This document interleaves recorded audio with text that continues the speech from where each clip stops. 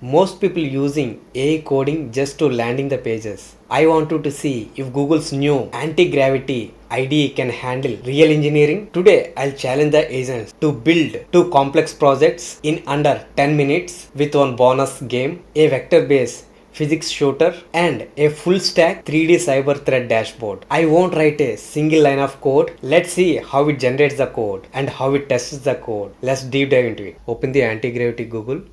Once you click there, here you can notice that Mac OS installation, and here in the right side Windows, you just click on this download button. After that, you just click on this antigravity.exe, click on accept, go next. As usual, just click on this create desktop icon, click on next, install, let it complete, then you just allow it.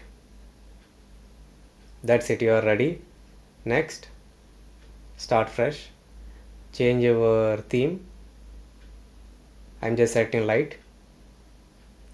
Next, just here there are multiple options are there: agent driven development, completely agent driven, or agent assistant development, or review development, custom configuration. So the recommended is agent assistant development. Here you have multiple options again in the right side. Terminal execution policy, automatic it has to happen, or here you have option 2, JavaScript auto execution. Agent has to decide automatically, auto, click on next. So here couple of configurations, if you want you can set up. Next, sign in with your Gmail, click on sign in, allow, open Antigravity. That's it, you are done. Now click on next. So this is how the UI looks. Basically this is the editor. It is similar to Visual Studio Code if you are already using. And this is the one more step. We have to install the Chrome extension for the browser setup. I'll show you how actually it will be useful. You just click on the add to Chrome, add to extension, sign in, just give your Gmail ID. That's it. Okay guys, so this is how the Antigravity UI looks. I already created one workspace. So basically this is almost similar to Visual Studio Code. The main secret here, open agent manager. Click here, you will see this kind of UI. There you can play inbox, you can see all the inbox conversations here. I'll show you. And this is where the workspace I just created as Antigravity. Once you click on start conversation, here you can see that planning and fast. Planning means it will think and it will write the code. Fast mode in the sense it directly jump and write the code. Here I am going to select the fast, and here you have multiple options: Gemini 3 Pro and Claude, many options. Let's go with Gemini 3 Pro. Okay, I am pasting one prompt here. Create a fast paced retro style surveyor game. So I am just creating one. Okay, let's click on send. You can notice that it started the progressing. Accept. Here you are seeing right, accept. So here actually we are asking use vector math to calculate the nearest target. It is installing the required dependencies automatically. I am not doing anything. Okay, still it is generating. It generated the index.html page. Now it is updating the same index.html page. You can notice that it generating the styles also. So I am not doing anything. I just given one good prompt and it generating the project. It is fixing the issues also. Requesting permissions, accept changes. See here we are not doing anything. I just accept it. Wow, it launched Chrome browser. See, I am not doing anything. Basically it is testing by Antigravity. Let's see. Wow, automatically it is doing the things. It's cool, right? It is finding the nearest and blasting the. I like it personally. I hope you also liked it. Oh, almost moving. Now we'll go back.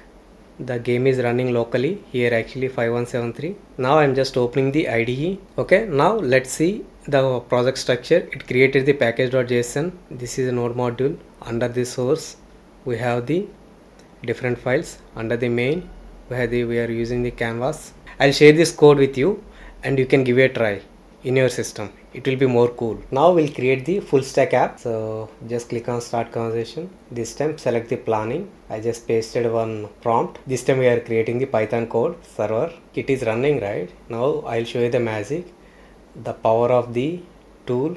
Click on this tool. One more. Create here index.html. So now two tasks are running parallelly. That is the power of anti-gravity. And here you can notice that inbox.